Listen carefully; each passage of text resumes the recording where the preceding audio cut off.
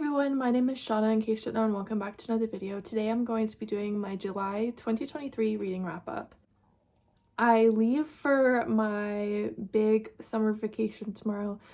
I say big, I know people go to like Europe, Asia, all these different countries. No, I'm staying in the US, so it's not that big, but it's big to me because normally I'm just stuck in the Pacific Northwest. So, because I'm leaving for my big trip tomorrow, I need to film this today. And I need to pack more because I still have packing to do. I need to take a bath, I need to walk my dogs, and yeah, I just have a lot of things to do. And also, I have had a massive headache all day today that won't go away. So I need to try and film this as quickly as possible, but I read 10 books this month, so that might be a little bit challenging to do it quickly, but I'm gonna see what I can do. So the first book that I read this month is We Can't Keep Meeting Like This by Rachel Lynn Solomon. Wow, the lighting is really making this book look weird. I actually went to a BookTok and signing that Rachel Lynn Solomon was at this month. I went because Alison Cochran, who's one of my favorite authors, was in a conversation with Rachel Lynn Solomon. So I got this signed and I decided to read this before I met her. And I chose this one to read in particular because it was the cheapest one at my local new and used bookstore. So I'm having to look at a summary because this book was somewhat forgettable to the point where like I don't remember the main plot. I remember details about the book, just not the main plot. So basically, this main character named Quinn, she is a harpist and her parents are in like wedding planning and like hosting weddings and stuff, so she's a harpist for them and she keeps getting pulled in and she feels like she's roped into her family's wedding business, but she's not sure that that's what she wants to do with her life for the rest of her life, even though her older sister has been roped in and is happy with being part of the family business. Now on the other hand, there's this guy Tarek, and Tarek works with his family and they are cooks. They're like cater waiters is what the synopsis is saying. So they go to weddings as well and do a lot of the same weddings as Quinn's family, but they're serving the food while Quinn's family is doing more of the planning and details and stuff like that. At the end of last summer, Quinn confessed her feelings for Tarek in an email and then she got ghosted. So Quinn is really dreading seeing Tarek again, but they keep ending up being at the same weddings because of their like jobs with their family. So it's the story of them reconnecting and looking more into the feelings that Quinn had for Tarek the last summer that may not be completely gone yet. So I do want to address the fact that Tarek is Muslim in this book, but Muslim people have called out the representation for being problematic in this book. I am not Muslim, so I don't get a say on whether it is problematic or not. So I'm just going to link 2 reviews down in the description below that were posted by Muslim people calling out the Muslim representation for being problematic. So go look at people who are Muslim to understand why the Muslim representation here is not great. So there is one thing that I legitimately liked about this book, and that was the OCD representation. I felt really seen and understood. I have OCD, and my OCD presented in somewhat of a similar way as Quinn, so I really understood her. For example, like one of the compulsions that Quinn had was checking in her bag to make sure that she had everything. I did that with my school backpacks for the longest time. It caused a lot of distress. It made it so that I was nearly late for school a lot. Like, I just felt really seen by Quinn's OCD. However, everything else about this book was a major miss for me. I felt like most of the story was very bland and, as I said earlier, slightly forgettable. I didn't care for any of the characters. I couldn't get myself invested in the story. I felt like there was something like massive that was missing from this story to make it an amazing story. And then there's an issue with Quinn and Tarek. So I didn't see the chemistry between them. Like, I literally didn't feel that at all. I didn't like Quinn. I just found her to be really annoying and unlikable. And with Tarek, my issue with Tarek isn't so much that like he is a bad person. It's that for like at least half of this book, if not longer, it is just Quinn obsessing over Tarek, so the readers don't actually get to see any deep insight into who Tarek is as a character, and they don't really get to know him. So because of that, I felt like for most of the story, I was just hearing about this guy that Quinn was crushing on, but I wasn't getting to see him, and I think that's a huge part of why I didn't feel the chemistry. Like, I feel like if this book had been more well-rounded with diving into Tarek as a character, maybe even like a dual perspective with Tarek as a perspective, I think this book would have been a lot better. So yeah, I felt like this book was really underwhelming. I am hoping that Rachel and Salmon's adult romances are better because I know that her books are really well loved, but We Can't Keep Meeting Like This was just not for me, and I gave it 2 stars. Said I was gonna try and film this video quickly, and it is not working out like that. And then I read a book called Bingo Love, which I borrowed from a friend. So the author is T. Franklin, the artist is Jen St. Onge. I'm not sure if I said their name correctly. The colorist is Joy San, and the letterer is Cardinal Ray. This is a really sweet yet short queer graphic novel. In this graphic novel, there is 2 characters, Hazel and Marie, and they fell in love in the 1960s at a church bingo. However, their families forced them apart and they couldn't be together. However, much later, when they are in their mid-60s, they reunite at another church bingo hall. So I felt like this one was super cute. I think that it was really short, so I feel like it lacked a bunch of depth that it could have had, which that's the thing with some graphic novels. Like some graphic novels, I'm just like, you really need to like lengthen this a little more so there's like more to it. I found the story to be really heartbreaking, but I also found that it was really beautiful. I absolutely adored the artwork. I thought the artwork was phenomenal. However, I found some of the story to be hard to read at times because there is so much cheating involved in the novel, and I hated James as a character. James is one of the 2 women's husbands because they both got married to men and had kids before they reunited when they are older people. So I did enjoy this one. It did have some flaws, but I gave it 4 stars because of how much I enjoyed it. Then I read an arc, and I read Something Wild and Wonderful by Anita Kelly. I did a whole reading vlog on this, so I'll link it down in the description below. I'll try to keep my thoughts on this really short because I have a super duper long video detailing my entire thoughts on every segment of this book. Something Wild and Wonderful is a queer romance. It is between 2 men who are hiking the Pacific Crest Trail. So when they first meet, one of them saves the other from a rattlesnake. They go their separate ways, and then they bump into each other again when they're at a restaurant because there are like little restaurants in towns that you can go to when you're hiking the Pacific Crest Trail. So like occasionally you can get a break from like camp food and sleeping in tents and stuff. So the 2 of them decide to start traveling together and some feelings start to bloom between them. That's a very like short and not very deep synopsis of what the story is about. But again, if you want to hear like more about it in detail, check out my reading vlog. I really enjoyed this one. I thought that it was really cute. I found both Ben and Alexi, the 2 main characters, to be really relatable, and I really liked how Alexi's identities of being queer and being religious intersected. I found that to be personally really meaningful for me. I'm a part of the LGBTQ+ community, and I am religious, though I will very rarely talk about my religion online.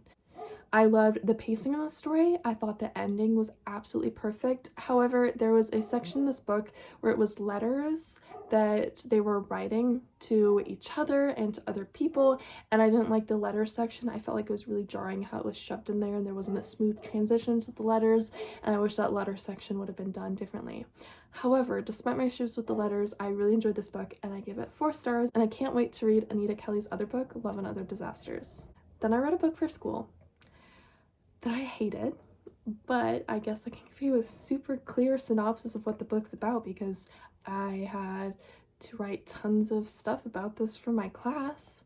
I read Murder on the Red River by Marcy R. Rendon. This is the first book in the Cash Black Bear mysteries. So the English class I'm taking this summer is American Lit after 1865. I don't know, one of those. I know 65 is one of them. And it has a focus on Indigenous literature, so this is one of the ones by an Indigenous author that we are reading for the class. So I can describe this really well based on how this book is advertised and based on what it's actually about. So I'm going to do that because these are 2 very different things.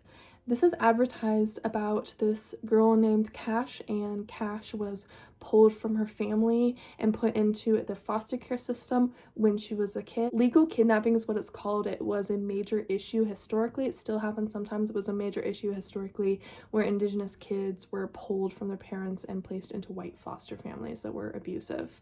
So Cash is living in this town. She's 19. She's sort of made a life for herself, and a murder happens. There's an Indigenous man who is murdered. Now Cash gets herself wound up in this murder and tries to start solving it. She has a unique placement in the world that gives her some ability to work on this case because she's Indigenous. So she has a connection to the Indigenous people on the reservation where the murdered man was from. And she's also in this like mentor-mentee type situation, friendship with a sheriff. She's helping the sheriff, and the sheriff doesn't have jurisdiction to go over to the reservation and ask questions. So she's sort of able to like work on solving the murder mystery by her own, even though she's not technically a detective.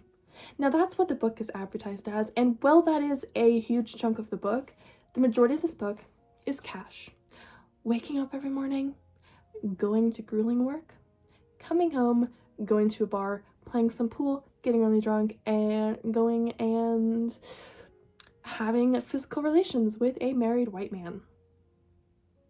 And then it repeats over and over and over again every single day, and I got so sick of it and so bored of it and so frustrating. I didn't like Cash as a character. I found her to be extremely annoying. I felt like the mystery in the plot was very weak in here. I did think the topic of legal kidnapping was good in here. However, like, here's the thing. Legal kidnapping was, and to some extent still is, a massive issue. But Cash's particular circumstance, her mom kept getting in drunk driving crashes with her kids in the car. Like, it was bad. Like, really bad. And I was like, okay, first of all, legal kidnapping is a major issue. I'm glad you're addressing that. But maybe you should have used a different reason why Cash was pulled from her mother. So yeah, I give this one 1 star. I have all my flags here because I wrote my midterm essay and I turned it in, and my professor says that we are allowed to do a revision of it if we don't do very well. So if my essay gets a bad grade, I need to be able to go back and look at the quotes that I used for my essay. Writing multiple essays on this was not what I wanted to do with my life, but here we are. Then I read The Betrothed. Wait, The Betrothed? I was like talking with my mom about this book, and she was like, you know, you're saying the title wrong, right? So it's either The Betrothed or The Betrothed. I'm not sure which. It's by Kira Cass, which if her name sounds familiar, she wrote the Selection series. This is one of the most hated books online in recent years. And I have to say I understand why now. I don't think it's as bad as everyone says it is, but I do not think it's great. So this book follows this girl named Hollis, and Hollis is like a lady in waiting, I think is what it's called. So she's like these girls that might get married to the king, that the king is taking particular interest in. So Hollis is thrilled. She has grown up at the castle. She's really thrilled to have a chance to be with the king. However, this new boy comes into her kingdom and he is seeking refuge, and she starts to develop some feelings for him, and it starts turning her whole world head over heels and changing up everything. Okay, the only thing I liked about this book was Valentina. I liked her character arc, and I wish that she had more time in this story because she started off as really unlikable, but then she became one of my favorite characters, if not my absolute favorite character. So I wish that like the book would have included her more because I liked her. Now onto my criticisms, because there's a lot. There wasn't a really strong plot. It was just basically Hollis trying to charm the 2 boys who she's interested in. It was really boring and repetitive. There was a like Darkest Nights plotline, like an action plotline that was interesting, but it was really shoved in there at the end. I didn't like the romance in this book for 2 reasons. First of all, Hollis's romance with Silas, the boy who comes to seek refuge in her kingdom, that romance was very insta-love, and insta-love isn't necessarily always a bad thing, but in this case I just really despised it. And I hate love triangles where one person is in a committed relationship with another person and they cheat on that person, and that was the situation with this book. And then also, like, she literally changed her whole life because of Silas, but she'd only had like 2 conversations with Silas and liked the color of his eyes. Like, girl, get to know someone more before you upend your whole life for a boy. I didn't like Hollis because I felt like she was just America's Singer, the character from the Selection series, but like in a different font. They have different life circumstances, but they're basically the same person because of their personality. And there were two characters that I really liked, and then they had a terrible story arc and were all of a sudden made out to be evil and selfish for no reason. So I gave this book 2 stars. 2 stars because of Valentina. I would give it 1 star if Valentina wasn't in this book. The next book I read is a book that's based off of an anime, and I do want to 100% clarify this anime was produced by a production company that people are currently striking against. As of filming this video, the strike is still going on. If the strike is over by the time this video is uploaded, fantastic. I'm happy that a fair deal is reached. If the strike is still going on, I 100% support the strike, and I'm just so sick of these production companies not giving workers their fair share. So I will be very briefly, like I'm going to try and rush through what I have to say about this book because I don't want to spend too long promoting work that's connected to struck production companies. Which, oh frick, my hat is connected to a struck production company. I'm so bad at this. I'm trying to be as supportive as I can. I'm trying to follow the union rules. There's been mixed messaging from the unions, but generally they don't want you promoting work produced by struck companies. So I'm going to mention this really briefly just because I did read it this month, but briefly, and maybe I'll address it in more detail later on my channel. This book is Agretzko Stress Management. There is 3 short stories in here, and they're all in graphic novel format.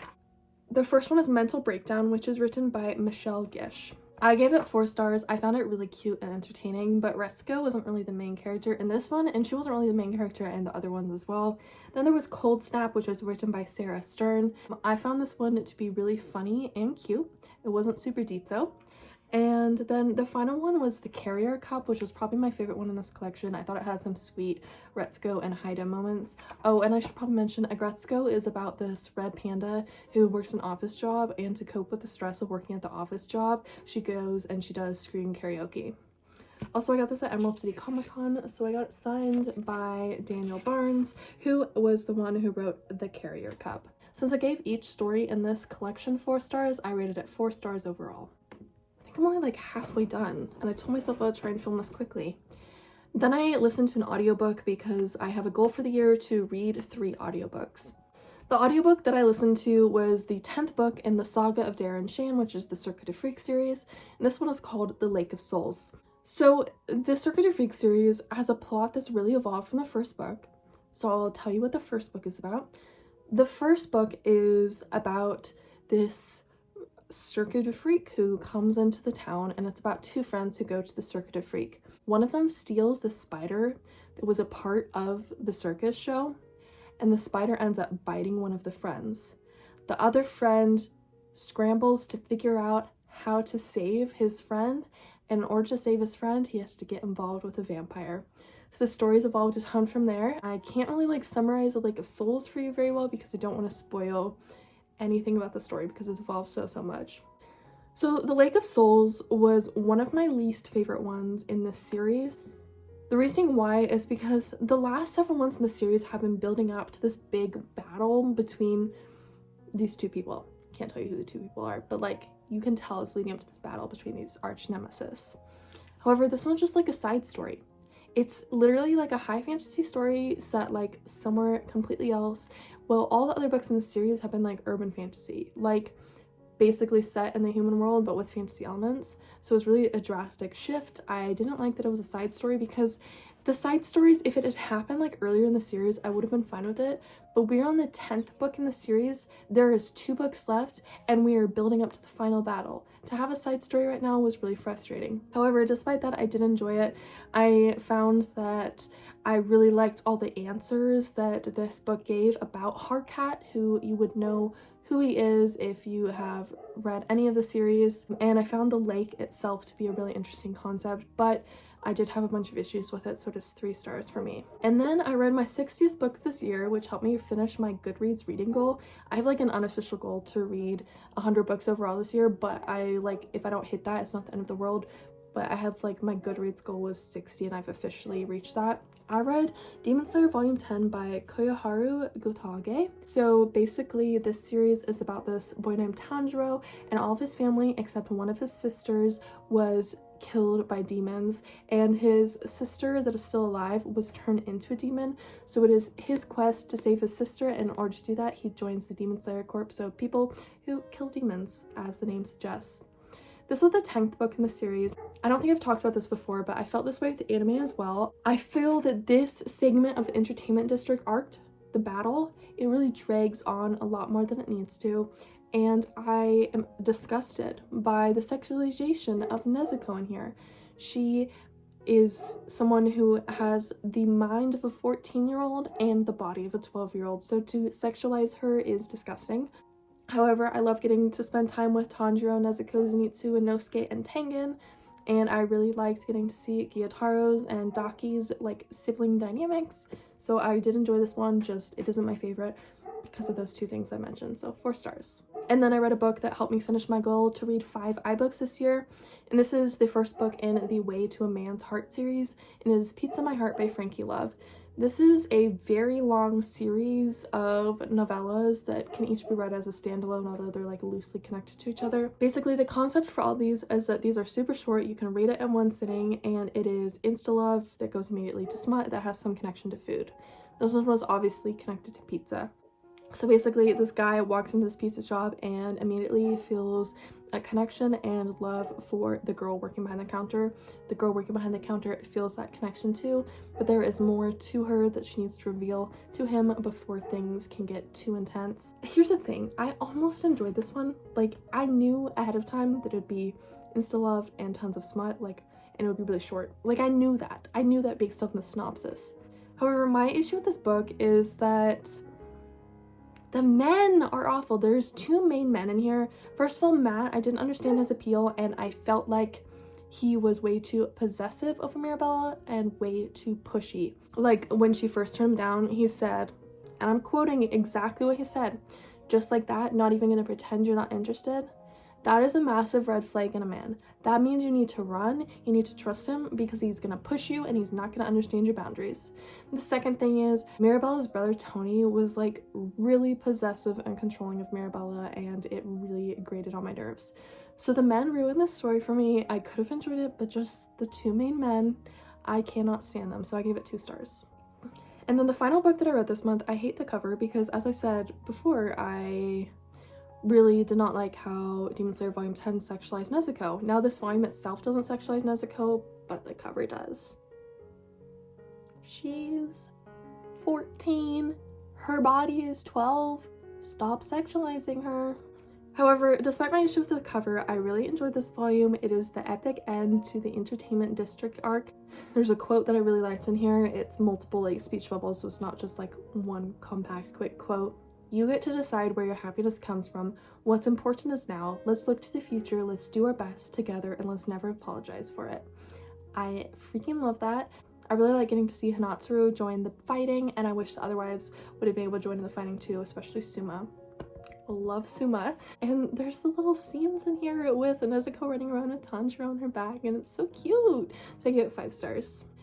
I'm gonna edit this video on the plane, so hopefully I can get it up in a timely manner. I need to go get ready for my vacation, so I hope all of you are doing well. I hope all of you are having a great month, great week, great whatever time of the day or month I end up uploading this. Since I mentioned the strike, I'm gonna link down below a place that you can donate to support the people who are striking. Go ahead and support strikes. The reason why actors and writers are striking is a very like pressing issue that really needs to be addressed, and production company executives need to get off their high horse and recognize that they need to be taking care of their employees. So yeah, I have a lot of strong thoughts on it, in case you can't tell. I need to go, so I'll see all of you for my next video, and until next time, goodbye.